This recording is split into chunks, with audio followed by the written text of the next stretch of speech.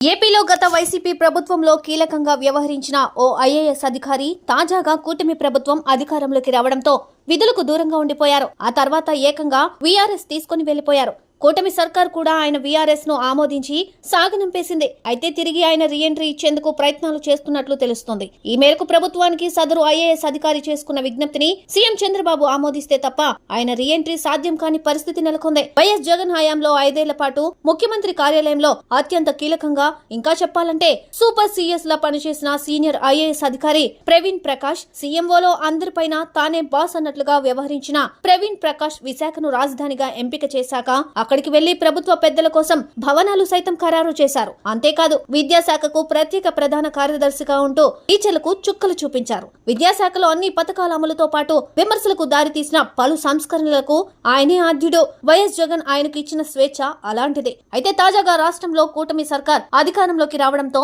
ప్రవీణ్ ప్రకాష్ ఒక్కసారిగా సైలెంట్ అయిపోయారు.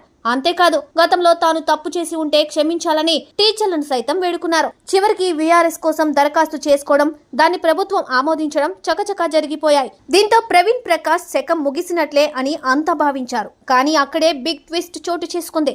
అప్పట్లో మానసిక ఒత్తిడిలో ఉండి వీఆర్ఎస్ తీసుకున్నానని అవకాశం ఇస్తే వీఆర్ఎస్ వెనక్కి తీసుకుని తిరిగి విధుల్లో చేరుతానంటూ ప్రభుత్వానికి ఆయన విన్నవించుకున్నట్లు తెలుస్తోంది. సీఎం చంద్రబాబు అవకాశం ఇస్తే ఆయన కలిసి అన్ని విషయాలు వివరించేందుకు సిద్ధమని చెబుతున్నట్లు సమాచారం. అయితే నిబంధనల ప్రకారం వీఆర్ఎస్ తీసుకున్న 3 నెలల వరకు దాన్ని వెనక్కి తీసుకునేందుకు అవకాశం ఉన్నప్పటికీ పూర్తిగా సీఎం విచక్షణ మేరకే అది జరుగుతుంది. దీంతో ఇప్పుడు చంద్రబాబు నిర్ణయం కీలకంగా మారింది.